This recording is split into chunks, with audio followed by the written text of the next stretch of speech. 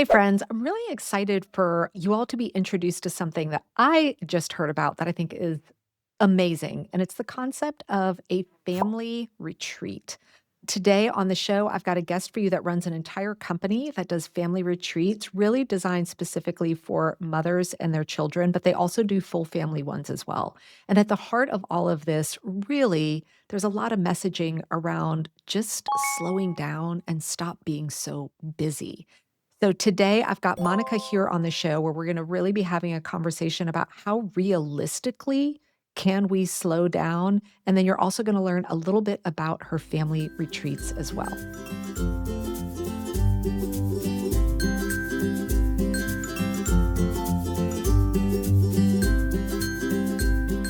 Hey everyone, welcome back to Work Life Harmony. Well, today is a first here on the show because I actually have a guest who is joining us from Norway. So, this is the first time I've had a Norwegian guest, which is wonderful. I felt guilty telling her that it was cold here and then realizing, okay, she's in Norway. But, Monica, I am so thrilled that you're here. Welcome to the show. I'd love it if you kind of tell everyone a little bit about yourself and the amazing business that you run. And then we're going to be diving into how do we actually slow down when the entire world we live in is telling us the complete opposite? Thank you so much for having me, Megan. I'm so excited to be here. And yeah, so about me, I'm actually not Norwegian, but I'm becoming Norwegian because I've been here for 8 years. So my children are both actually bilingual, and they only know Norway as home. So we are integrating here very much. But I'm originally from northern New Jersey, and I ended up on this journey of life abroad 14 years ago, studying petroleum and natural gas engineering at Penn State University and pursuing a Fortune 500 that had global opportunities. So I said, ship me abroad. I want to go explore and travel the world, but also have a corporate career at the same time. And that's how I ended up in Kuwait and As one quickly, does. yeah, yeah. Sure. Quickly ended up on a plane there after university, met my boyfriend, now husband of almost 14 years, pretty quickly after, who's Saudi Arabian. And I was 24 managing crews in the deserts of Kuwait on the Iraq border and doing all these really exotic things, going to Dubai for the weekend. Then I found myself in West Africa in Angola for 5 years. Started out in tech and sales in a client office, and then quickly moved up the ladder and managing operations technically and logistically for 26 countries across sub-Saharan Africa. So my life was pretty crazy, very demanding, traveling a lot all over the place, getting to see places that you don't usually get to see. They aren't on travel lists. Yeah. So that was pretty cool. And a lot of them were offshore. I was taking helicopters, off the coast of Tanzania. So all these really incredible opportunities, but also very much on the verge of burnout. And that's when my life took me to, hey, it's time for me to advocate for myself. I want to start a family. I'm almost 30. It's time for us to move somewhere else. And that's how we ended up in Norway. So our company luckily had opportunities all over the world. And we ended up in Norway in Bergen in 2018. And we said, we're good. We're good. We're going to stay here. So now we have two homes here. I moved into a position that was less demanding. It was in HR. So I had a kind of like an employee engagement, people productivity, talent management. It was really incredible position. But then I started getting this bug to be an entrepreneur. So in 2021, about mid 2021, I had about an 8-month-old baby. So I had been a mom for about 8 months. And I just got this idea to start my own business. And I started building it since then, and I worked full time. I just resigned about a year ago, so now I'm a full-time entrepreneur and left corporate behind, which was sad. I loved my corporate career and it taught me so Yeah. much, but it also just kind of didn't feel right anymore, and I wanted to focus on something new. So, yeah, that's how I ended up in what I'm doing now, which is really serving families in wellness and travel and connection. And so I host retreats for moms and children and also retreats for the entire family where we really focus on slowing down and being present with one another, and we introduce all sorts of things in these retreats ranging from sound journeys that are interactive where the kids get to play the instruments and really just see the effects that sound can have on you, to Mm. earth to table foods from our local chef who's a single mom who owns her own cafe, and just our incredible team. Our whole team is moms and pretty young parents, so we get it, and it's really cool as a group of moms to give back to another group of moms and have that community and foster that. So yeah, that's my passion now, and it's expanded into a virtual community. We do virtual summits, we have a podcast, lots of stuff, but it's all about just really living a life that's more aligned and more intentional. I love that story. We are very similar in our timing of leaving corporate and starting businesses, and I always find it refreshing because I feel like so many entrepreneurial journeys involve people who really did not like their corporate job. Like, they're Yeah. like, "Oh, I hated what I was doing." And I love you and I are both in a position where it's like, I loved my work. It was fulfilling, it was interesting, it was challenging. I worked with great people, but it was just more my life had changed in a way that I really wanted ultimate control over my time and calendar, which as long as you're an employee somewhere else, you just don't get that. So I love that you brought it wasn't a burn it all down kind of a story of why you launched into entrepreneurship. So I know that one of the things you're really passionate about is taking the opportunity, and obviously your retreats are aligned with this as well, of slowing down. And I think most women know that. They see it, they feel it, they're overwhelmed. They're like, I know I need to slow down. But when they look at the reality of their life, they feel like they can't. Like, I would love to, but if I don't, then who's going to do it all? Or how are these things going to get done? Or what will the negative consequences be? So, what thoughts do you have and advice for women that have a pull, recognizing maybe they do need to slow down to realistically assess how do we Mhm. do that?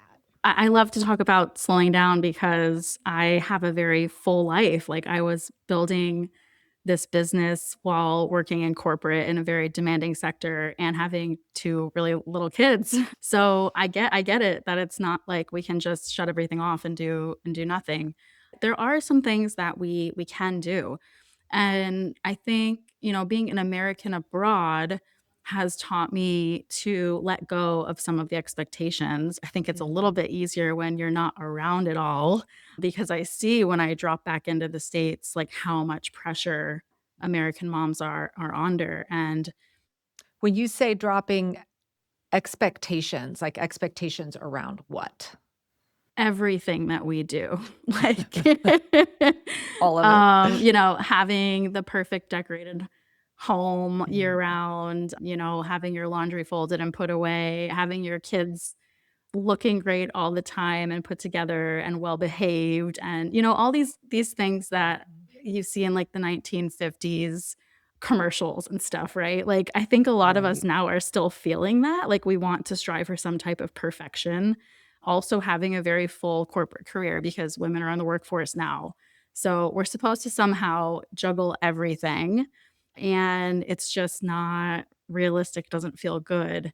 So I mean, luckily for me, I live in a country where there are a lot of really good boundaries put in place for families, but when I do drop back into the States and I talk with moms at the retreats and or just in our community in general, I feel how much stress they're under. So, I mean, some things that I can just point out from a slower pace is just first of all, like I said, letting go of that perfection, just realizing Mhm. that you don't have to live up to some type of expectation. You have to just do things that feel right for you and your family, even if it does look messy sometimes. And the other thing is just taking a step back from certain things. If it is something personal or professional, like I mentioned, I stepped into an HR role that was less demanding operational at one point in my life because that's what felt good for me. It was hard. I could have kept climbing that corporate ladder a lot higher, but I was like, what is this really going to give me? It's going to give me a lot more stress, a lot less time with my family, with my kids when they're really young. Do I really need that? And it goes Mhm. with personal things too and personal obligations. Like, are there things that we don't necessarily always need to have on our plate that we add in there for whatever reason? So that's kind of like the Right. starting point with a slower pace, right? Letting go, letting things fall away that you don't necessarily need. You mentioned some a little bit about these expectations. What do you notice since you have familiarity with messaging and all of that that we get here in the States versus elsewhere? Do you see a shift in especially when you think about social media ads, that kind of stuff, do you see Mhm. different messaging in different places that you believe might be leading to this as well? Oh, yeah. Well, I mean, I think social media has a huge impact on it, right? Because even 10 years ago, like, Instagram wasn't really a thing. You had some Facebook groups and some support groups, and you were connected with family, but there's been this huge push for people being the algorithm is pushing people in front of us that are maybe living a similar lifestyle to us, but potentially in a better way, or it looks better, right? Looks better, right, It yeah. looks flashier, it looks like they're doing something better. The parenting tips, the parenting gurus out there, oh my goodness, it's just crazy what kind of stuff pops up, and it is so overwhelming. The comparisons are so overwhelming, and you are I mean, the things that pop up in your face tend to be things that they're gonna make you feel like you're less than. That's kind of Mhm. what seems like it happens, right? So, it's hard to shut all that off. I mean, being a business owner, I have to be on social media for some Right. parts of my week, but I actually really avoid it. I have my team repurpose my original copy and my original speaking transcripts, and we repurpose it into carousels and clips, and I really only go on there to talk to people in comments and DMs. Other than that, I will not spend my time scrolling around because it's just not it doesn't make me feel good. It doesn't make me Yeah. feel good, you know? And all of a sudden, you look at the clock and, like, hours could pass by, and you're like, "Where did the time go? I could have been doing something Yes. else." Yeah. Now, I know you've also mentioned this idea of a busyness badge of honor that I think a lot Mhm. of women in particular have. I'd love for you to talk a little bit about what this badge of honor is, and then how can we reframe that to maybe let some of that go to help us live a little slower lifestyle? So, I mean, most people's go-to when they say, "How are you doing?" is, "Oh, busy." And it's like, Busy. you say it with a smile, like, "Yeah, I'm busy." That's a good thing, right? So, but is it really, right? So, what are you really saying? You are overwhelmed, you have too much on your plate. You are most likely not having a lot of time to take care of yourself or really connect with those in your home. I find myself I mean, before I left corporate, I was describing periods of time when my kids were sick home and I was trying to catch up on work before the end of the year and then also trying to catch up on things for my business. Drowning was the word that came up a lot for me. It was like I just felt like Yeah. I couldn't get up for air. And I'm like, "This just doesn't feel good." I snap quicker, like, I'm not actually connecting with my kids. I'm just like, "Let's get our clothes on and get out the door because I have to go to a meeting," and you're not fully being present and enjoying all these moments together. And so, yeah, busyness is something now that if I find myself saying I'm busy, I'm like, "I don't want I don't wanna be that. I wanna have more space. I wanna have more spaciousness is a word that I really enjoy saying and connecting and identifying with now, just spaciousness, because that opens up opportunities to really align yourself more with what your passions are, your creativity, to deepen the relationships you have in your life, to ask yourself questions about what you're doing in your career if you need to repivot, navigate. You have space to do that. When you're just going, going, going, when I think back at, like, managing operations in Africa, I was just going all the time until I passed out at night and woke up the next morning. I didn't even have time Mhm. to think about what I wanted. It was just Yeah. default was go.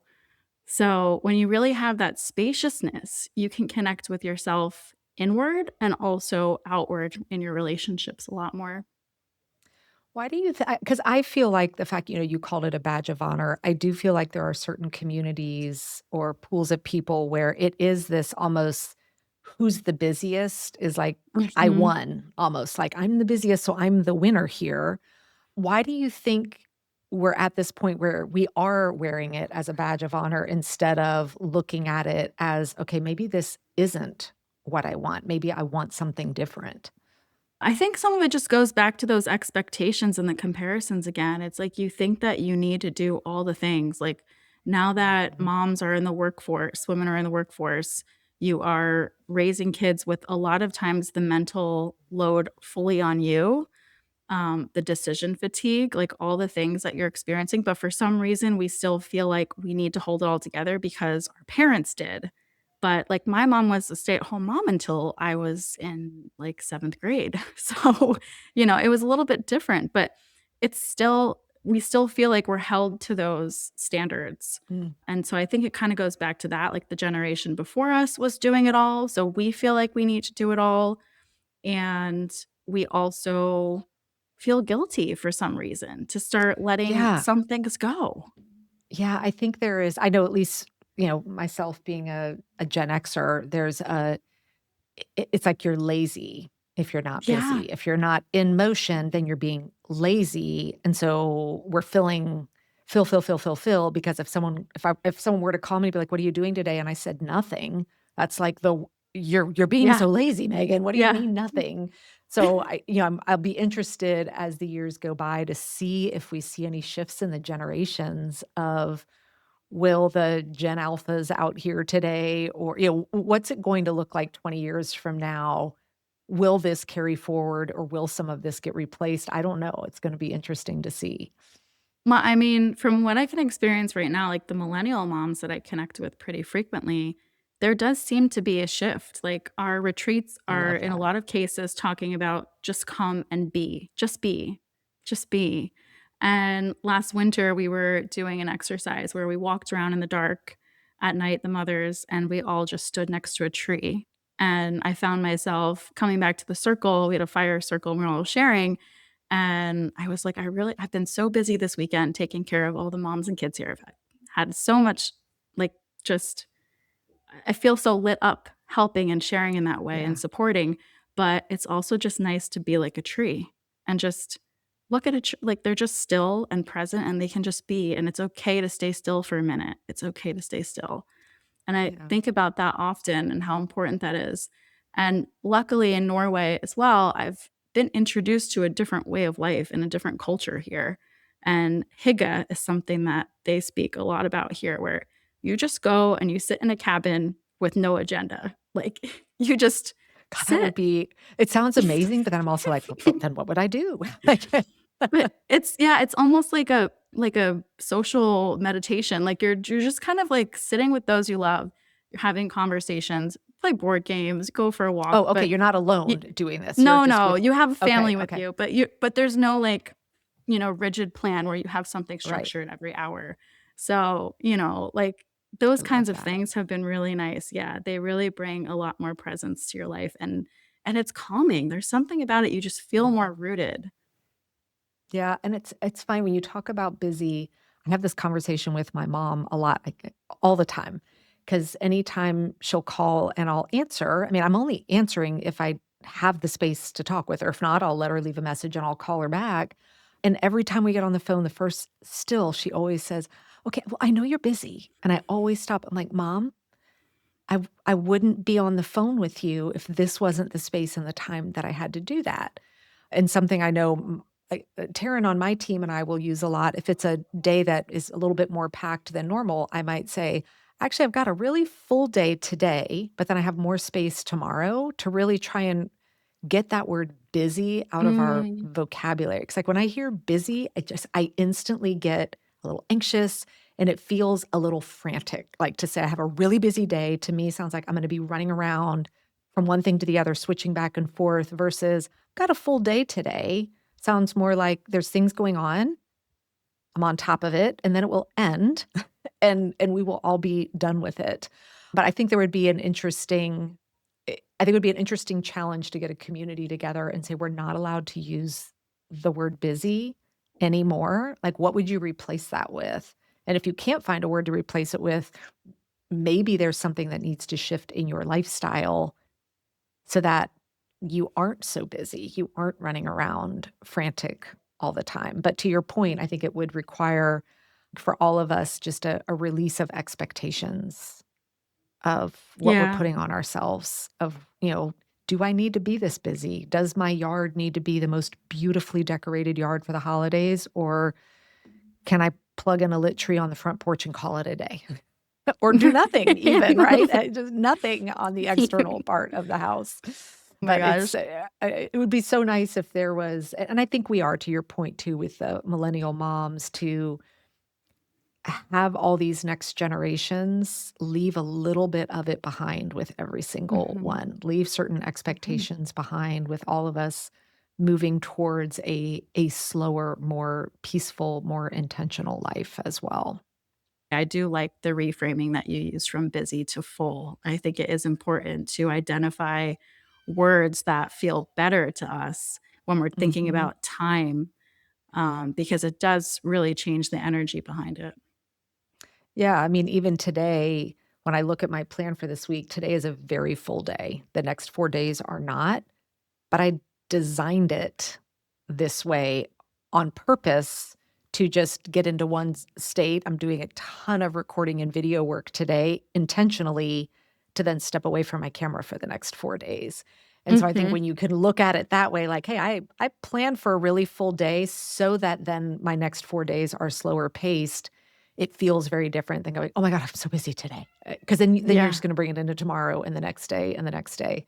You mentioned a couple things that I think are really helpful on places to start to slow down, whether it's expectations of what the inside of our house might look like, right? Whether it's the laundry or the floor or, whatever that might be, along with maybe saying no to certain events, opportunities, maybe not having to say yes to every single thing that comes our way. Are there any other categories that come to the top of your mind as like the low-hanging fruit for people to really consider initially when they're looking to try and free up more time?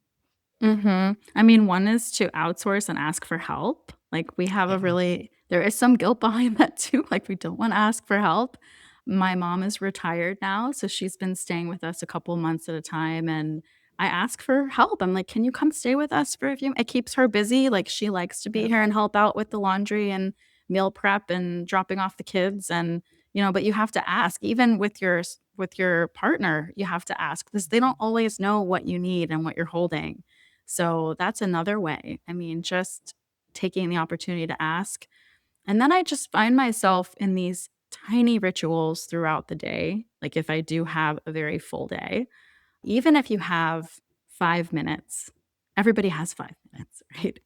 Just go outside and find a patch of grass.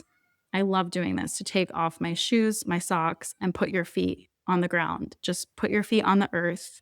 Give any energy. If you have some tension built up, if you're buzzing, just visualize giving that energy back to the earth. That can just do wonders when you just have these little tiny moments. Take a pause for a minute, make yourself a hot beverage. I mean, just inserting these little tiny moments throughout the day, deep belly breaths to just kind of reset you. That just makes the way that you move through your day feel less frantic, and it just changes the energy behind everything you're doing. You can have a calmer, more you just could just have more clarity in how you're walking through things and not feel so buzzing. So those are huge for me. Yeah. I love the bare feet in the grass one. That's always my go-to.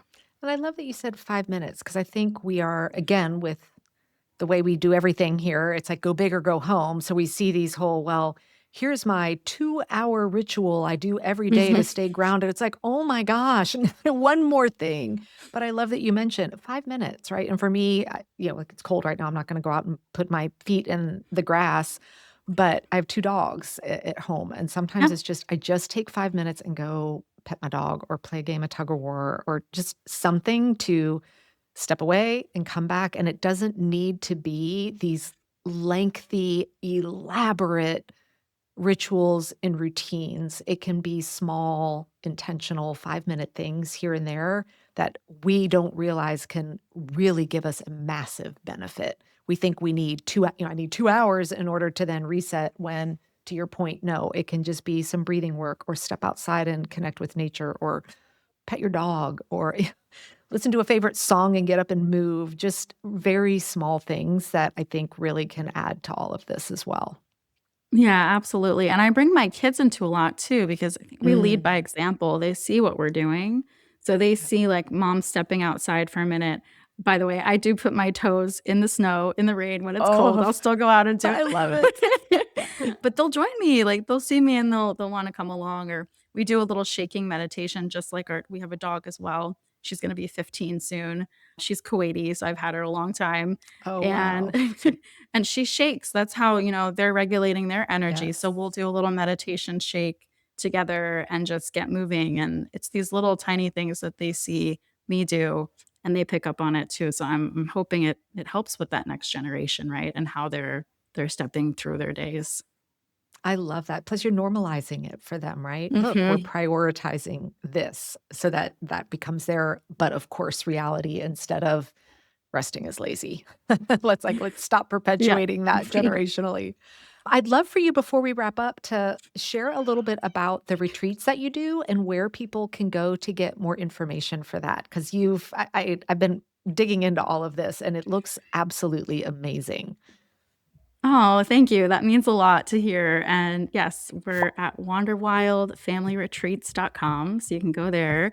I'm also on Instagram, mainly in the DMs. So if you follow us, you'll get a message from either me or my VA. We're always there messaging everyone personally.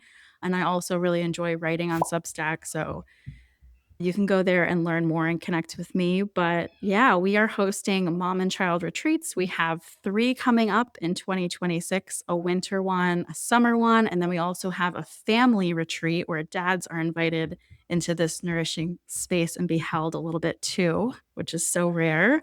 And that's going to be in Florida. We're doing it in Wild, Florida, in Sebastian, near the Sebastian River Preserve. So that's going to be really incredible. Beautiful. The other Okay, so 2 are in everything is Hudson. not in Norway. No, they're all in the Okay. States.